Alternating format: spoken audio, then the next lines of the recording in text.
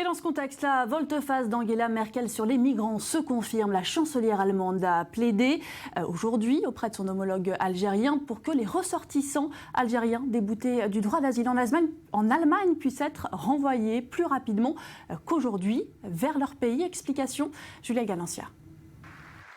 L'Allemagne durcit sa politique migratoire et certains disent déjà qu'il y aura un avant et un après Cologne. Les reconduites aux frontières des criminels étrangers vont être facilitées, une réforme décidée à la suite des agressions attribuées à des migrants le 31 décembre. C'est une réponse dure mais bonne de l'État à ceux qui, bien qu'ils cherchent ici la protection, croient qu'ils peuvent commettre des délits sans que cela n'ait de conséquences sur leur présence en Allemagne.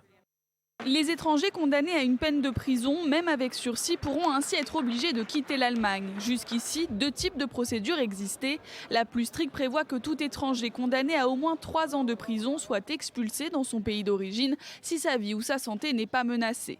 La seconde prévoit un simple ordre de quitter le territoire s'il a été condamné à 1 an de prison ferme. C'est cette procédure qui sera facilitée pour couvrir aussi les peines avec sursis.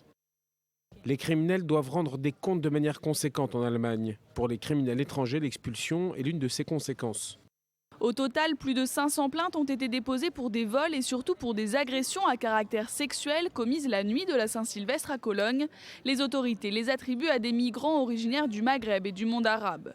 Depuis, l'Allemagne est plongée dans un virulent débat sur l'accueil des demandeurs d'asile. Devant son homologue algérien, Angela Merkel a réaffirmé son exigence. Les ressortissants algériens déboutés du droit d'asile en Allemagne doivent être renvoyés plus rapidement qu'aujourd'hui dans leur pays. Et ce changement de politique pourrait résonner au-delà des frontières de l'Allemagne. On en parle tout de suite avec Alberto Toscano, journaliste spécialiste des questions européennes. Bonsoir. Bonsoir à vous. Alors est-ce que ce changement justement de politique d'Angela Merkel sur les réfugiés va influencer celle de toute l'Europe finalement, puisque la chancelière allemande a toujours joué un rôle de précurseur en la matière? Oui, la chancelière allemande est en train de changer à plusieurs reprises. Et ce changement est le 3e changement.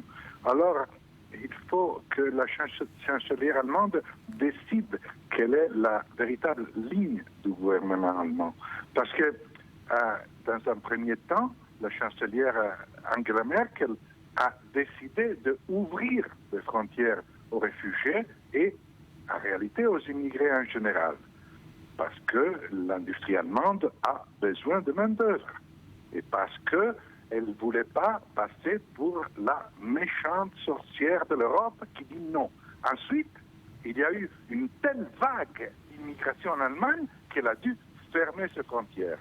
3e acte, aujourd'hui, après les incidents de Cologne, après les incidents de la nuit du 31 décembre, elle dit « Je veux refouler ceux qui sont soupçonnés d'avoir commis un acte criminel. » Donc il y a toute une série de changements qui donnent aux réfugiés, qui donnent à l'Europe, qui donnent aux pays du Moyen-Orient la sensation d'une Allemagne incapable de définir sa stratégie vis-à-vis du problème fondamental qui est le problème de l'immigration étrangère en Europe aujourd'hui.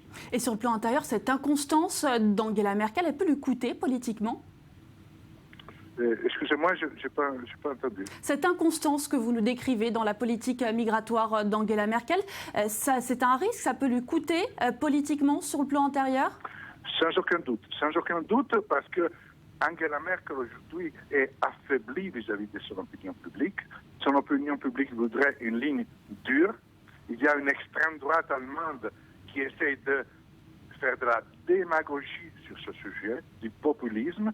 Et Angela Merkel, incapable d'être cohérente, incapable de gérer sa propre ligne politique, mais aussi la ligne politique de l'Europe tout entière. Parce que la ligne politique allemande, aujourd'hui, est le point de référence pour l'Europe tout entière.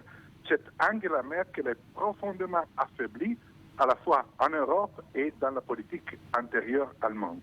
Merci Alberto Toscano pour cette analyse. On le rappelle, ce sont les agressions sexuelles du Nouvel An à Cologne qui ont poussé, entre autres, Angela Merkel à fléchir sa politique. Et on l'a appris aujourd'hui en Autriche aussi. La nuit du Nouvel An a été l'occasion de violences sexuelles. Une dizaine de plaintes ont été déposées en ce sens.